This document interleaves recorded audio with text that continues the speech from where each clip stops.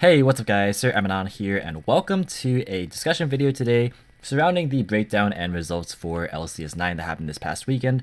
So if you guys haven't checked out the sort of coverage that I had on my channel as far as just providing a bunch of feature match commentaries, I would definitely recommend checking those out. I'll leave a link to the playlist in both the description box and a pinned comment, so you guys can go ahead and check those out in your free time or just binge watch if you haven't seen any of those games yet. But what I'm going to be doing here in this video is break it down into a couple parts here.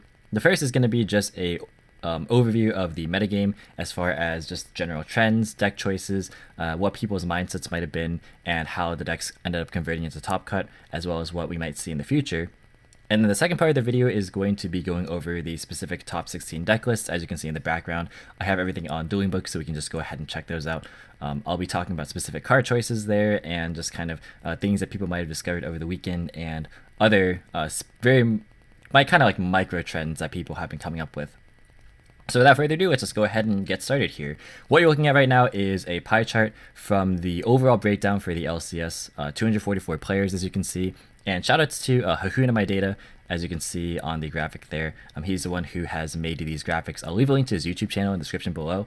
I'm actually a big fan of his content because it's quite quantitative and it's very, very nicely presented. So definitely go check that out if you like that sort of a detailed analysis. But what we have here is, of course, nothing too shocking in lieu of the ban list, of course. No Dragon Link or Inferno to be seen anywhere. And it really has come down to, of course, the decks that people have been comfortable with from the last format being Zoodiac Eldlich, Virtual World, and just Eldlich variants. Now, Virtual World, of course, won the previous LCS and has been slated to do very well because it has been basically unchanged. It relies on, of course, the VFD win con as a good hedge against most combo decks in the format. And that's kind of, I think, the deck that a lot of people were kind of defaulting to, as you can obviously see. Zoo being this high up in terms of representation is not surprising in the sense that people enjoy playing it, but a little bit surprising as far as just how it shapes up against the metagame. It is good to see, in my opinion, that people have shifted away from Pure and have moved towards the Eldlich builds, because Pure has a problem right now of just not being able to extend past singular disruptions. You know, things like Conquistador on your normal summon, or like a UCT booking it, or just any sort of way to remove your normal summon Zoo. If you're playing Pure, that means that you have to rely on extenders that aren't always reliable. There's always problems with things like Living Fossil or Reborn type cards, or even like Protection, harkening back to like My Body is a Shield back in the day. There's always problems playing those cards because you can't universally cover them for every single matchup given how varied the removal is this format. And not to mention that I think that personally, this format has moved in towards a resource-based format instead of a tempo-based one, meaning that the individual card quality that you have to have for each card has to be very, very high. So what this means is that even if you're able to recover from like a disruption on your Zoo monster if you're playing Pure, the problem is that if you're only performing a Zoo play that you're going to do anyways, then you're going to be naturally just behind the curve compared to the other decks in this format that can just do a lot more through various disruptions using fewer resources. So with that in mind, Eldlich Zoo has been the more popular variant and has the advantage of being able to incorporate, of course, longevity into its engine.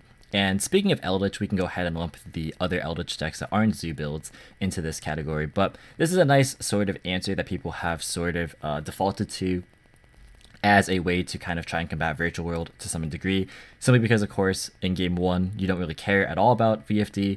Now, of course, Virtual World is very adaptable and can make a variety of boards and can change things for Games 2 and 3, and Chuche helps out a lot. Like, Chuche Shen is actually a way to swing that matchup back in Virtual World's favor, but Eldlich allows you to sort of have the edge of not really being able to be affected by the primary sort of a win condition that Virtual World is most known for. But I would say that matchup is not necessarily as one-sided as people might have initially expected, as Virtual World actually did convert quite well into Top Cut, as we'll get to a bit later.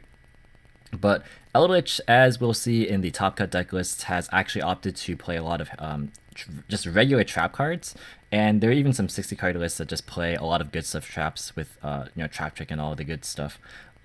So we'll actually be able to see those, and those are very, very interesting to take a look at.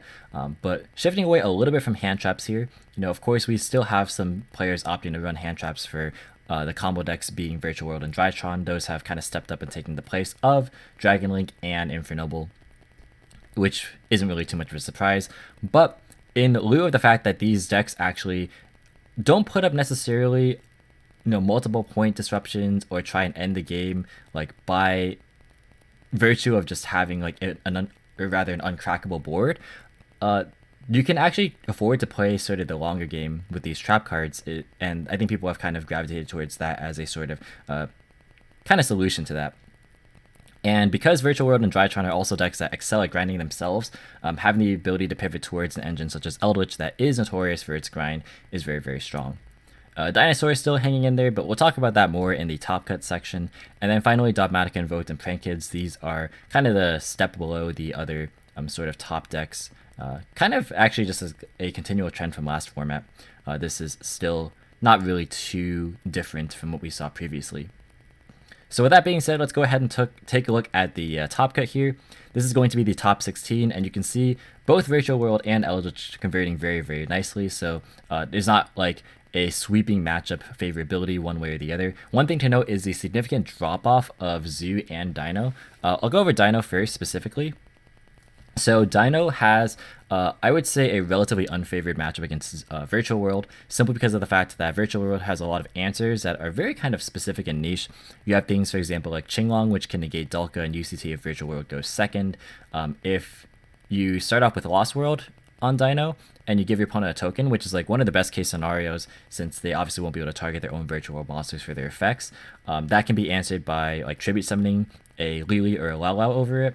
You have things like Chuche, which can just pop UCT in the battle phase, thereby kind of bypassing Misk overall and nullifying it. And overall, Shensheng can be pretty difficult to deal with if Dinosaur can't really make a solid sort of pill play to be able to set up.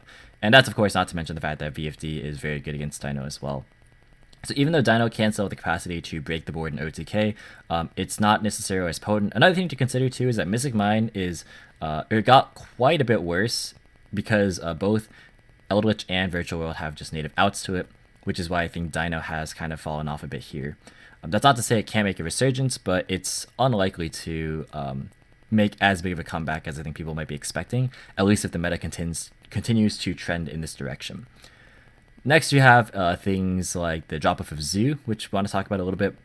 This kind of is in the same category as what I mentioned before with the pure problem. And the Eldritch engine, while it's a good supplement to it, it doesn't fix the fundamental issue with just like the Zoo cards themselves.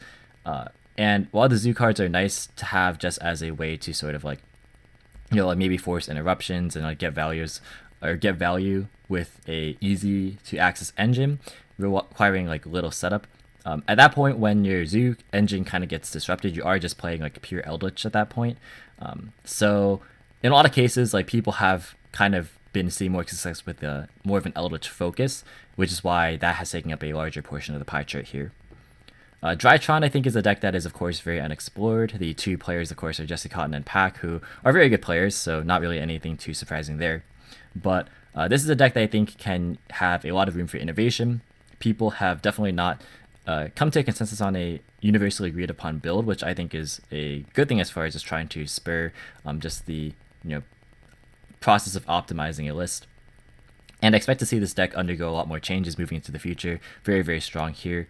And then we have Dogmatika Invoked, which is, of course, always on the fringes and can do well, can steal games and matches here and there, and do very, very well in this setting if piloted well. And then finally, we have Dogmatika Altergeist, which is a pretty interesting meta call. I think Geist, in the fact that we're playing a lot of trap cards now, and the format is moving more in the direction of control than it has been previously, of course. Geist can really thrive in the fact that it has good inevitability. It has the ability to resource loop very well, and it can be super aggressive, which is something that other control decks might lack.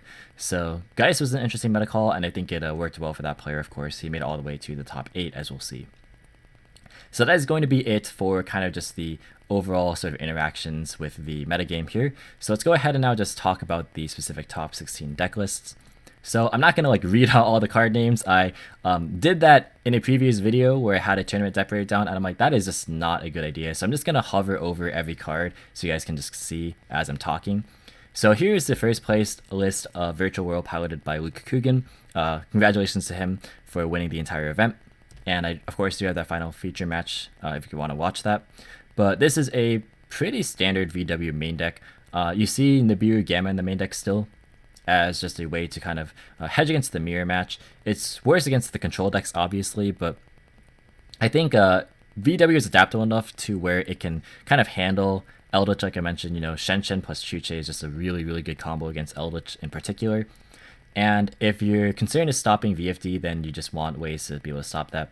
Foolish Goods is still a choice that is not universally agreed upon by VW pilots, but opting to play it here.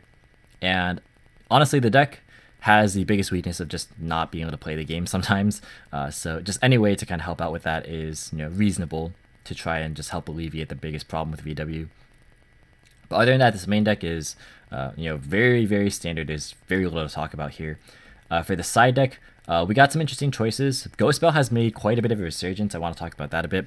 This is a good card against Drytron. It's very good at just stopping some minor interactions.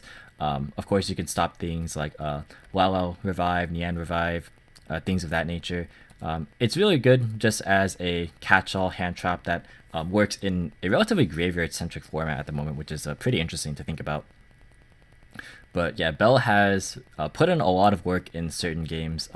I believe, if you want to watch, I think it was a top 8 with it was Dogmatika Altergeist versus Zoodiac Eldlich Dogmatika. Bell put in a lot of work there. So that's a good match to watch if you want to see exactly what the utility of this card is. I'm pretty sure Paolo resolved like 3 of these in game 3, if I remember correctly. So yeah, this card, very, very good. And apart from that, Lancey, of course, is still a really good answer to the mirror match. And we see World Dino Wrestling as well as the Pankratops here. This is cool to send off for Foolish Goods, just adds utility. Because there are times where if you're already playing, Goods can definitely be dead and ends up just being pitch fodder for your Qinglong. So having a way to actually utilize it going second to help break boards is nice. And then apart from that, we see Evenly make a resurgence as well. A lot of people were back on Evenly when it hasn't been seen play in quite some time now. Because of the fact that, again, we are entering a metagame where there are much more trap decks, this card becomes a lot better, especially against Eldlich, where you want to minimize recursion. Of course, Eldlich can play around Evenly pretty well, just by, you know, Conquistador popping their own stuff, but overall, it's still a pretty decent choice. And this side deck is, you know, fairly cut and dry. And the extra deck, the biggest thing here to note is the Xiaofeng. So Xiaofeng is a card that allows you to combo with Chuche, and when it's popped by a card effect, including your own, you get to search any tuner from your deck to your hand. So normally you're grabbing Lala off of this. And what this allows you to do in most of their hands where you're allowed to either open Kowloon or search it via Lulu, what this enables you is to actually most of the time reserve the extra dump that you normally would have had to use on Lala with the Vermilion combo previously. You can now use it on Niam. So then you're able to actually have more level 3s on board to make Bamboos and Gossip Shadow to ensure that your VFD actually goes through. So that's like the primary reason for this. The weakness of this is that a lot of the times that you are using your kind of Chuche fodder for it. So Chuche not being live can present some issues in certain matchups where VFD isn't as potent. But that being said, of course, it still is a nice way to kind of combo, of course, with your Cloud Castle. Just to ensure that you get VFD access more readily. Also, a cool thing is that if you open really well and you don't even have to use your Lalo initially, of course, Lalo is one of the ways where you play through Nibiru. If like you can check for it prior to like leaving the main phase and stuff. So just having guaranteed access to this card is always really good. But of course, he is still playing the Vermilion just as utility going second and the option if he wants to have it. And then we see Constellar Ptolemy M7. This is a cool card that just allows you to add resources back. And it can also add things from either graveyard or on the field to the hand. So has some utility in various matchups, but being able to recur resources is always nice. But apart from this, the extra deck is also pretty standard. So that's it for the first place list. We'll go ahead and move on to Jesse Cotton's second place Drytron build. So this list is also really cool. I do like the fact that it opted to kind of go for a more control style, where the entire purpose of this build seems to just be advantage generation. And I am a big fan of this build. I think that it's a very good skeleton to be able to try and work off of, and it can definitely see some evolutions moving forward into the format as we progress here. One thing to note is the fact that he's main decking a copy of Herald of Purplelight, which is a hedge against, again, just a more trap-oriented metagame that he might have predicted. So it's really good. Also, because Eva has to add different names, it's good to be able to have multiple targets to be able to search off your Eva. because he's not playing like any other low level fairies. It's really hard to find like good targets for this card. But yeah, overall, this is a pretty standard list. Also, the main deck Lancia, of course, obviously it's searchable via the Ben 10, but it's good in a lot of different matchups. It might not be as great against the mirror match, but it's still like it was better when people were going for VFD more often because it stopped like Trish Fusion. But with that, of course, not being as popular of a choice, this becomes less good in the mirror match. But that being said, it still is a very, very solid hand trap that's searchable. So that's really nice to have access to. And Vanity's Ruler, of course, being the star of the show, this card allows you to buy enough time to just amass resources, to be able to just win the game from that position if you're able to just stall out for one turn. And overall, this is again, just pretty good shell for what Drytron might look like initially moving into the first couple of weeks here of the format. So nothing too surprising there. The side deck is quite interesting. We see Droll as an answer to like the mirror match, things like Dogmatika Invoked.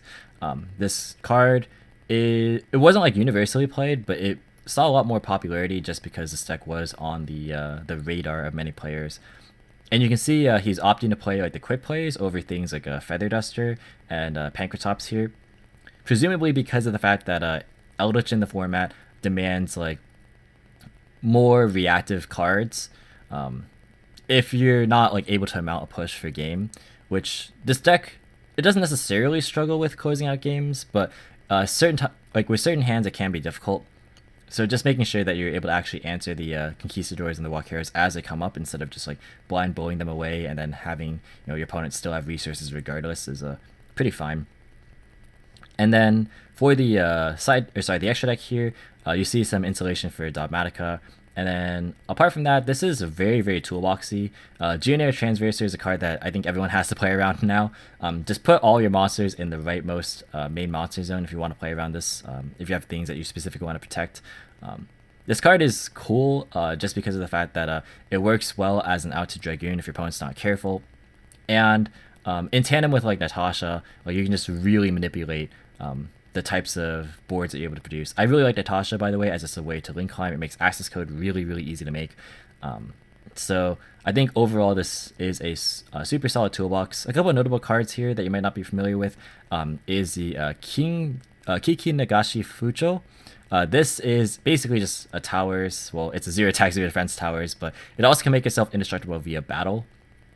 So it's a way to make Zeus in like awkward cases where you need to make this over the assembled Nightingale. Both of these, of course, facilitate Zeus. And then the other interesting card here is Herald of Mirage Lights. So this is a way to negate spell or trap cards or effects, so it can negate the grave effects of Eldlich cards too.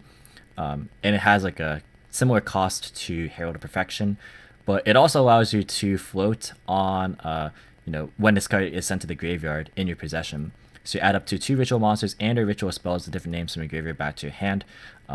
So this allows you to send off Maximus. I mentioned this in a video before, but you can send this off Maximus if your opponent Maximuses you, and you can get value that way if you manage to already have your stuff set up. It's also good just to have on board because like you're gonna get resources back, notably at least one Benten, or rather it has to be a different name, so just one Benten, but you'll get a Benten back for your Drytrons, and that's like a lot of advantage by itself. And everyone is aware of course, the Union Carry plays with the Dawn Knight. This is, of course, just a way to utilize the interaction with Meteorus Drytron, so you can get Benten back and then use this to Foolish Another Name, which allows you to immediately trigger back the Benten. So solid comboing there. But yeah, this is, again, I think a very, very good sort of starting point for what this deck can look like. I really think that this is a lot better than maybe like the sort of higher ceiling combos that we've seen before. For example, like Amber Factor Pain plus like Thunder of Ruler. Speaking of Ruler, I typed it in for Vanity's Ruler here, but people like were experimenting with this and Amber Factor Pain. I think that's like just a little bit too much investment. Of course, its payoff is good, but it leaves you a bit more disruptible, where this is a lot harder to interact with, especially when you can stick Ruler earlier to stop Nibiru Gamma. Very, very nice stuff there. And you'll notice, of course, that he opted to drop the Fiber package and is not playing Cyframe Gamma at all, which I think is good in the fact that you're now leaving yourself a lot less open to just specific choke points, and it's much, much harder to stop this deck now. So what, like when you're playing with just the rituals and the Drytrons, and like a lot of your stuff is concentrated in your main deck, your opponent is going to have a much tougher time actually answering your threats at like specific points. So that's why I really like this build in particular. Next we move on to top 4. Here we have this is actually the exact same virtual list or virtual world list as the winner. So I'll just go ahead and scroll through the cards again here. I'm fairly confident that this is the exact same list, so I don't have anything else to say. So if you want to hear my thoughts on that, just skip back to that part of the video where I talk about the first place winner's deck list. But yeah, let's go ahead and move on to the other top 4 list, which is Paolo's Zoodiac Eldlich Dogmatika build. So this is a really cool list. He actually topped with this deck in the last LCS, and he's made a couple of modifications. The first thing to highlight is the change in the hand traps. So he's on Skullmeister and Ghost Bell because this is, again, just like a more graveyard-centric format. I really do like this because of the fact that it helps massively against Drytron and Virtual World, as well as like Dino if people are still on that, which Dino is still going to be popular no matter what, I feel. Unless if like its matchups end up being super bad. But I definitely think people are always going to be on Dino to some degree. So this is like a very good versatile hand trap. The next thing to talk about is the Bunny Blasts. So this is actually cool. I really like this as an adaptation. It allows you to cover for specifically Qinglong in the Virtual World matchup where you can just negate spell card or effect activations that target it. So that's something that is worth mentioning. It's interesting because even though traps are very popular right now, a lot of the most popular ones are the traps that don't target. Infinite Impermanence fell down quite a lot this weekend. Very few players were on it. So yeah, I think that the utility of this negating like Imperm specifically has gotten reduced quite a lot. Obviously you still want it because it has a great floating effect, but Bunny Blast also has a nice floating effect to be able to add back Barrage if it ever comes down to it. So it's cool to like bring back off your Shakanine if that ever comes up. And then apart from that, nothing too much to say here. Still is on the Maximus as just a power push. Forward release is interesting because we actually have seen a lot of Dogmatika engines in trap decks specifically cut this card because it really just is a brick. And a lot of the power of the Dogmatika engine comes from Nadir's Servant specifically, and Punishment to some degree. It's just interruption. But yeah, just having like cutting down on like the Dogmatika monsters allows you to actually just focus more on what makes the engine so powerful. That being, of course, the Nadir's Servant. So that's why he's opting to just fit more room for hand traps instead, which I think is a very good move. And then for the side deck, you see here some adaptations again to the metagame. He's on the Joel for like Drytron and like Dogmatika Invoked again, and it's cool to see like Gamma still being played just as a respect or some respect to combo decks if they are still running about. And it can still help against like Virtual World if you really need to like stop VFD going second. We have Cosmic here. We have Mistaken Arrest, which he is still on for just a sort of like mistake that's lasting one turn going first. And it's a lot harder to stop because it's a D-Barrier like card because your opponent can't just like clear it, unlike actual Mistake. And then Anti-Spell and Order, of course. And then the extra deck, I don't think there's anything at all that is noteworthy in this entire extra deck. Everything is relatively self-explanatory. So we're going to go ahead and now move on to top 8 lists. We have Avery Foster's 60 card pile, which is Dogmatika Eldlich, with a lot of good stuff traps. I really think this is a cool build. This incorporates really neat techs like Lilith as just like more copies of Trap Trick. You have Sinister Shadow Games, which is really cool. You can see he's playing some Shaddoll monsters in Wendy and Beast. So able to get some more utility for advantage generation. And as well as working with, of course, the Dogmatika engine to help actually facilitate some Shaddolls and just get more names. So like that's another really cool thing about it. And you have the Eldritch cards, you have Dogmatikas. I should just like scroll through everything so you guys can see what he's playing here. But yeah, what's interesting to me here is that, of course, you see no hand traps, not even imperm in this like trap-oriented build, which, you know, is a testament to the fact that hand traps are definitely not as needed anymore as long as you're able to grind really well and just take favorable trades. Quaking Mirror Force is really funny. I really do like this, just because of the fact that we haven't seen it in forever. Is it going to be seeing a lot more mainstream play moving forward? I'm not going to say it is definitively going to, but it is cool to see that in an area that actually doesn't have a lot of link boss monsters anymore. This is actually able to make a resurgence when so much of the power players are like either just Eldlich the Golden Lord, or like VFD or Shen Shen, or just like monsters that can actually be affected by Quaking Mirror Force. So even though of course we're seeing a lot of various combos, a lot of them aren't ending on that many links anymore. So this is a really cool sort of adaptation. We of course have the other good stuff: Traps, Ice Dragon's Prison, Dynamiscus as like good removal, and then Torrential, which is continuing to see play throughout last format into this one, and then Strike, which saw a lot of popularity as well, just as a good catch-all going first and going second. I really have been wanting Strike to be good for a long time, and it finally is good again. Same with Torrential. I really like both of these cards. Super solid. And then Trap Trick rounding it all off, of course. And then the side deck is pretty interesting. You got the Fleur de Lis. Like I mentioned, a lot of people are cutting Fleur de Lis, even though he's playing 60 cards. Choosing not to play the Fleur de Lis, just because, again, it really doesn't do a whole ton in a lot of cases. Like, it's not that needed, especially because of the fact that like people are comboing significantly less. This doesn't interact very well with the virtual world unless if they're specifically going for, I guess, like their extra deck monsters that are required to resolve, maybe like Cloud Castle. But I mean, a lot of cases like this card can be dead. So apart from being like an extra body that puts out damage, its utility has gotten a lot lower this format compared to the last format. Shadow Dragon's cool because he is on the Shadow games, so just maybe for like mirror matches or just back row matches. And then we see other pretty stable side deck cards. One thing maybe to mention is Dimensional Barrier. This card is actually quite nice because of the fact that, of course, rituals are in the format now, so this can actually for some reason stop rituals.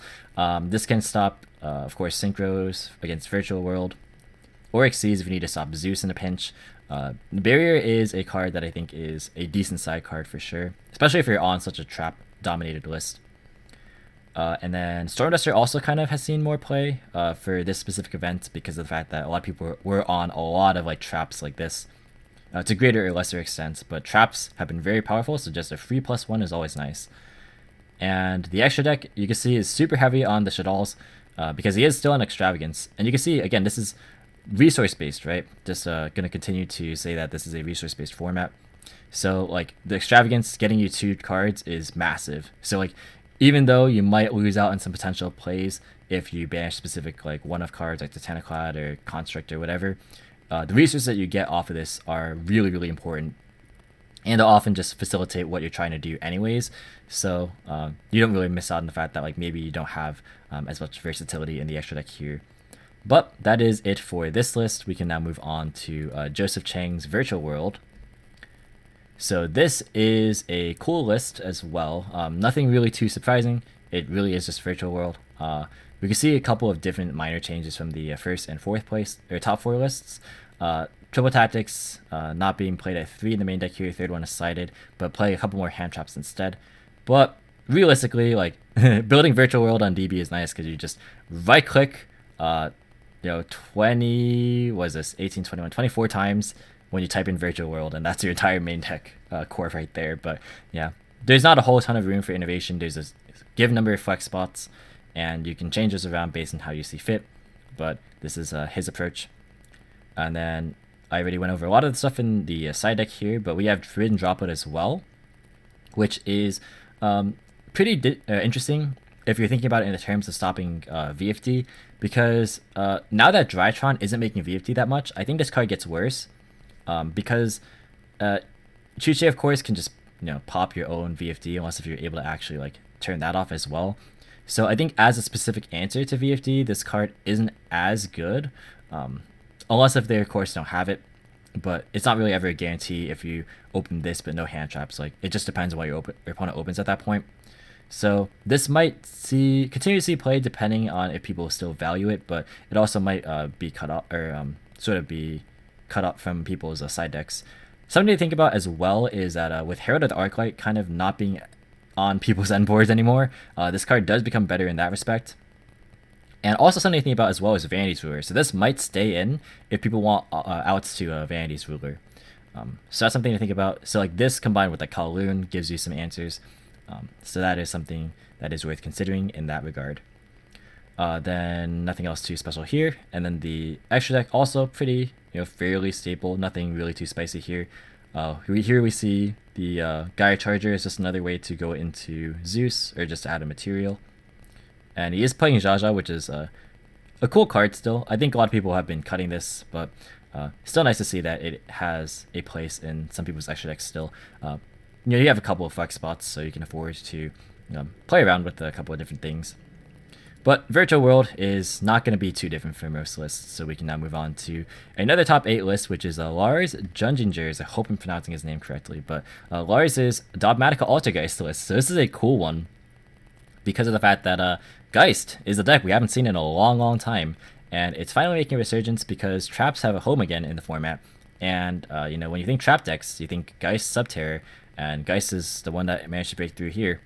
It's cool because of the fact that incorporating the Dogmatika package allows the deck to have more starters. There are just so many hands where like you just don't open like a good play, and like this just gets you more options, which is nice. A lot of the times he was actually setting Wind Pegasus at Ignister just to have more disruption, because he's not valuing the Tentaclad, because again, this is an example of not playing Fleur-de-Lis because you don't really need to grab that search. You're getting punishment all the time anyways, so like this is getting you maybe a follow-up Ecclesia for next turn, but I mean, if you want to link into Hextia's, I mean, it does kind of conflict with punishment there, but in general, it's not really too bad. Like this just allows you to have more resiliency in terms of having a deterrent from people just blowing up through your board via like nightmares and such. So this like adds just another thing to try and chew through from your opponent, which is cool. One thing to note is the 1 Silkwoodus, because the standard ratio has been 2 for pretty much the entire deck's lifespan. But yeah, opting to play just 1 here, really just trying to streamline the deck to make it as few bricks as possible, which I definitely can respect the choice there. And apart from that, this is just a standard Geist. Cosmic in the main deck is also pretty cool, just as an answer to Eldlich, because Eldlich can be a weird matchup for this deck, because Silk against Golden Lord is like really strange, since like you don't want to bounce it to hand, since they just use a hand effect and that's not very good. But in some cases you kind of have to if you like want to turn off their like Conquistadors and their Walkeros, and like if you're able to safely do in the end phase, that's pretty good. But yeah, Cosmic is just like another nice sort of way to just help out in that matchup a bit. But yeah, this is Dogmatika Geist here. For the side deck, we see Kaijus, which is pretty cool to see. I'm kind of interested as to what specific matchup this is for. I have to think that this might also just be a way to maybe try and get Golden Lord off the field. This might also be for rogue matchups, but I am a bit curious as to the Kaijus in the side here, because people weren't really on Kaijus as much for this particular format. So if you guys have any kind of ideas, feel free to let me know as well. There's also Mystic Mine, which you can see there was a lot less mine, because again, Virtual World and Eldlich just have such good answers to it. But for decks that are just unprepared, you could really blow them out with this card, which is nice to see. And we have Anti-Spell, we have Heavy Storm Duster, Imperial Order, and Summon Limit, which is another decent floodgate, just in case you are running into the combo decks that are lingering about. And then the extra deck, I think, is pretty straightforward. We have the Magistus Link, which is cool, as a replacement for like Almirage, just because like this can get Almirage or like Meliseeks in the grave. It doesn't care if it's like normal summoned or not. So like because this only requires a spellcaster, like you can use them a lot more flexibly with your entire Geist engine. I guess you can link away Ecclesia too if you want to for some reason, but yeah, this is a nice. It's not really that big of a deal, but thought I'd maybe mention it. But yeah, this is Geist moving into the next format.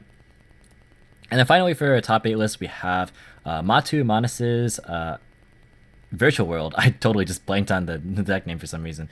But here again, we see Kaijus, which is actually kind of interesting. I'm very curious as to show the philosophy behind Kaijus, because there's not a whole lot of, I guess, there's not really a whole lot to answer with Kaijus in particular, because of course, VFD, I mean, is already going to be resolving it. Unless the people, maybe the goal is like your opponent isn't going to shotgun it to try and play around Gamma. So I guess that might be an answer, actually. That makes a lot of sense. Oh, and also, like, now I'm thinking about it a bit more with a Geist list, you can also Kaiju and then Silk bounce it. So that might be just be an interaction that he's going for, is just to clear multiple monsters with Silk. Hopefully, people didn't like pause the video to write comments when I got to that part. But anyways, moving back into this list here. Here we have Another very staple sort of virtual world build as far as like just the engine cards are concerned. Feather Duster main deck is pretty interesting to see. Pretty decent call though against like the backrow decks running about. Still like on the question of whether or not people are playing Foolish Goods. It hasn't been a foregone conclusion yet, I don't think, but some people stand by it, others really dislike it. So I don't think it's like objectively correct or incorrect to play it one way or the other. It's just a matter of what you value in your list. But yeah, if your opponent doesn't shotgun VFD, this ends up being pretty good. And if you have Gamma, like they know you have Gamma, then that is also something to kind of consider. For other matchups though, this is a pretty solid list just to have a well-rounded sort of approach. The extra deck is, geez, I keep mixing up side and extra for some reason. The side deck here is quite interesting because we see Ghost Reaper, and I have to imagine this is solely for the mirror because of the fact that I don't really know what else you'd be boarding against with it. But I mean, if your if your goal is just to out calamities, then I mean this does the job, right? So fair enough. And then we see nothing else too crazy here. Not main decking the talents, so siding it instead for going first. Probably taking out like the kaijus and such, which is definitely fair. And the extra deck here, he's one of the players who's opted to play 2 Claw Castle, which we haven't seen as much of recently, but this is a kind of good contingency plan if you are really focused in on just, you know, making more rank 9s past turn 1. Or if you really like find yourself somehow like getting Nibiru'd and you still have access to like Lalo and can make another Cloud Castle because it's not once per turn, you can definitely go for it there. But yeah, nothing else too shocking here. So finally we can move into the top 16 list. I'll run through these significantly quicker because there's 8 of them left and I don't want this video to stretch into the 50-60 minute mark. So here we have Andrea Militano's virtual world list. The only notable change here is the Lightning Storms and the Forbidden Droplet in the main deck, which is pretty interesting to see. This is like probably a hedge against just back row, because again, back row very prevalent. This could be again like a potential answer to VFD if your opponent doesn't open Chuche, which is definitely understandable. Side deck, we've gone over pretty much everything else already. This is actually the first time we're seeing Lightning Storms. That's something to kind of think about. People opting for evenly more than Lightning Storms so far, it seems. And then the extra deck is a little bit interesting, actually. We have Zulk and Crystal Wing, which I believe this is the only virtual world list to have this still. But another insurance against Nibiru and such. And he's also playing Muddy Mud Dragon to be able to make Dragoon with the Zulkin. So he's doing that combo as well. And notably, he's only on 1 Calamities, which I find to be definitely not standard, because a lot of people are really just adamant on 2. And I obviously it's clear to see why 2 is good. But it worked out for him, so there you go. This is another virtual world list, nothing too shocking there. We have another top 16 list here. This is Antonio Papa virtual world. This is the same main deck as the winners and the top 4, so nothing to talk about here. Oh no, it's not the same main deck, I'm sorry. The difference is, I believe... wait. Oh no, I think I actually have the wrong list here, because he actually ended up changing... I think he main decked Ashe. I'm actually going to go ahead and check real fast. But there was a minor difference in one of these lists where like Ashe was in the main deck, cited out for one of the other lists. I'm actually on the Facebook page right now. I just want to go ahead and check so I don't have this wrong. Let's go ahead and do this because it might have been the time where DB crashed on me. And yeah, so this is actually incorrect. So this Ashe should be in the main deck and these talents should be in the side deck. So that is the change that was made here. I was going to say, I thought for sure there was the difference here as I was like making these. But yeah, this is the difference. So this is correct now. So just ignore that first part of it.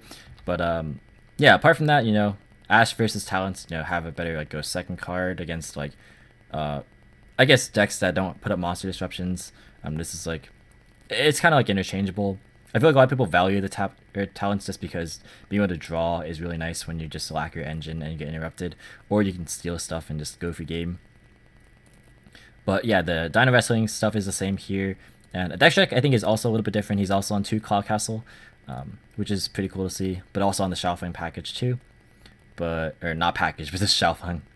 But yeah, nothing too much to explain at that point in time. So let's go ahead and move to the next list. This is a Dimitar Petrov's top 16 Eldlich list with Dragoon. Yeah, it's Dragoon with Eldlich cards. You got the Insight package. You have Cosmics in the main. You have Good Stuff Traps. probably some of the best traps in the game right now. Ice Dragons, Prison Strike, and Torrential. I like these choices a lot. They're just very high impact cards. And then one trap trick, just in case you want to like tutor out like a 4th copy of these. It's nice to not brick on this card, so I do like that quite a lot. Just the choice to play 1. And the side deck here, we see Needle Stealing. This is something maybe worth talking about. This is a card that is cool in the fact that it's like another choice to swap out with Torrential or just play alongside of it, because it is harder and easier to play around at the same time. Because obviously, with you playing Eldlich, you can modulate the number of monsters on the field at any given point to make Needle Stealing live, which is cool. And also, like, it doesn't need a specific timing window, unlike Torrential. But Torrential can just like be such a better interruption, just like to stop combo players specifically. So definitely, there's arguments to be made one way or the other here, but definitely super solid stuff. And then we see Dark Ruler in the side deck here. Not really that many combo decks, but if they do come up, you can have an answer there. And then for the extra deck here, it's an Extravagance board, because he is playing Extravagance here. So just trying to have ways to make sure you always have Dragoon access. But the rest of it is kind of just Dogmatika Insurance, stuff to clear away your golden lands, and that's about it. Next is Dinka Bui's list. This is, I think, the same. It is almost the same list, if not the same. I'm just going to go ahead and double check again, just to be sure that I am not mistaken. But yeah, this list appears to be basically the same. Yeah, so this is, this is what Eldlich is tending to look like if you're playing a 40 card list, unlike the 60 card lists that we saw previously. Yeah, it does look like it's the same list. One thing to note is the fact that the 3rd Golden Lord is also sided here against matchups where like you might want to play around or like mitigate against like Ice Dragon's Prison or Walkero, stuff that can just get lords out of your graveyard and just have them permanently banished.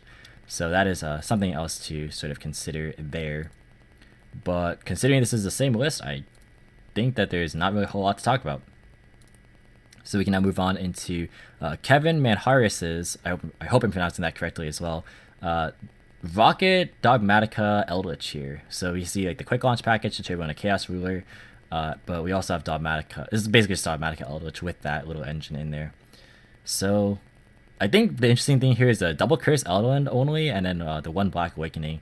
This is a pretty interesting choice. I guess the concept is that this is a better card to hit off Chaos Ruler. So that allows you to kind of just turbo into your golden lands a bit faster. That way, you're able to just play the game a bit sooner, which is kind of nice. Although this is also like a really good starter just to have. So there's like maybe minor adjustments that could be made. DD Crow here, making the main deck here. I'm pretty sure that this is the only list that played DD Crow. I could be wrong, but in comparison to like Bell and Skullmeister, this card was less popular. But that being said, of course, still in a graveyard-centric format, this is a pretty good card to have just as a hand trap. But yeah, this is a very concise list. It is hard to fit in all these engines and still play 9 hand traps, but was able to accomplish it here and not go too far above 40. Side deck is pretty cut and dry as well. This is a nice searchable card to just have like a Judgment that's searchable going first. So pretty good as an in-engine sort of insurance card. And then this is another Extravagance board. You'll notice that every Eldlich list at top is playing Extravagance. So that means that, of course, again, people are caring a lot more about just having the resources rather than maybe having like utility or options in the extra deck. So that's, again, really important to note. Next, we have Luca Valpos. I'm sorry, I'm just not very good at pronouncing names here, so bear with me. But we have Dogmatika Invoked here. And this is a very clean looking list. Look at this. You got a 3-3-3, 1-3-3-3, 1-3-3-3, 1-3-3, and then 1-2-1. So it just looks nice. But yeah, the list is also pretty interesting here. We have Joel in the main deck. So maybe it was a meta call against specifically a lot of Drytron, which is something to think about. Joel Maximus here as well, just like a big power player, because again, you just want powerful cards in this format. Just to ensure that you'll have like a grind game. You can like take away your opponent's resources and have really favorable trades with just Maximus, so that's pretty good. People were on a lot of insurance, which makes this maybe less desirable to go blind, but clearly he was not afraid to do this blind because he's main decking 3 of it, so you gotta go big or go home. And That is good. This also did finish undefeated in Swiss, by the way. That's something to think about. Forbidden Droplet here as well as a potential out to VFD, which is cool. And with that being said, I think that is it for the main deck here. Side deck, we have some interesting choices. We have Alpha, which hasn't been seeing that much play recently. But it still is a decent Go Second choice. I'm not really sure if it has a particular niche that other Go Second cards don't have, but this could be still relevant. We see the Kaijus here again, so I guess like maybe banking on the fact that if your opponent doesn't shotgun the VFD, this could be definitely good to just slot in its place. We have no material, which is a very interesting choice considering combo decks have fallen out of the format quite a bit, but this could be timed well enough to actually stop VFD from coming out to begin with, so I don't hate this as an option. It also can be good against Zoo, by the way. Like if your opponent goes normal summon Zoo and then special summons like an Xyz, you get like no material that, and it stops him from going like Drytron or Zeus, which is pretty funny. But yeah, apart from this, not anything too crazy here. The extra deck also is fairly standard. A little bit surprising to not see the Magistus Link, but maybe he wants the fire to be able to make Purga Trio easier, which is definitely understandable. But yeah, this is Dogmatika Invoked. Then we have Pax List, which is Drytron. Go ahead and check out his channel. I'm not going to explain too much because he already went into detail on his channel, but this is a bit of a different list from Jesse's. It's playing the Megalith engine, which is there to basically just facilitate Bethor as an additional interruption. He's also playing Herald of Ultimateness, which I think is cool. I think personally I would also play this over the like Herald of Perfection with pre-prep, because he mentioned some of the reasons why, but basically like you can draw parts of the engine and not other parts, and then it makes your whole hand kind of clunkier. Whereas like this is only something that you need to kind of either search via Benton or just send to the graveyard by some means, and you have just a way to have basically the same payoff, if not better, right? So definitely think that this is a pretty solid list. I'm not entirely sold on the Megaliths personally, but I haven't really tested this deck either, so I can't really comment too much. Also, we have Cyber Petite Angel as a way to search off of Ava instead of the Herald of Perbolite that Jesse played. And then this extra deck also is cool. Oh, I think here is a Cross Sheep. I like this card a lot. I want to see if this deck will ever evolve into like an advantage generation type of deck, where you can like just try and draw into like more cards. Like if this deck can ever find room for like hand traps or disruptions, that would be a cool adaptation if that was ever to be a thing. I like the idea of like maybe incorporating this. It would be really cool if like Saphira, the Queen of, or what's its name, Saphira, Queen of Dragons. Yeah, if this was searchable, like more searchable rather than like just prep of rights, this would be cool. Like if you could play a deck with this plus Saphira, that would be like really interesting. But this is probably never really gonna be seen play. But it's kind of just like some food for thought, I guess. And the extra deck or side deck, Jesus, the side deck is pretty cut and dry as well. The one Lancia, which is searchable, I think you still possibly would want to play more of this, but I mean space might also be tight, so just wanted to compromise to play other stuff, which is fair. And then the final list here is William Candia's 60 card pile Eldlich, similar to Avery Foster's but a little bit different. You can see the Needle Ceilings making the main deck here. He's deciding to strikes instead. He also is maxing out on the Ecclesia, and he cut the Quaking Mirror Forces too, like playing the third Walk Arrow. There's like some small changes, but by and large it's the same concept. And not a whole lot to say. We already went over this list, so that's going to be it. And with that, we're going to go ahead and end the video right here. It is 48 minutes, but hopefully this contained some good information. But that's going to do it for the video, guys. Thank you so much for watching. Hope you enjoyed. If you did, be sure to leave a like as well as any thoughts or feedback in the comments. Subscribe for more informative and competitive video content. If you want to, you can follow me on all social media platforms or support me via Patreon or TCG Player. All the links in the description as usual. And until next time, I'll catch you in the next video. See you guys.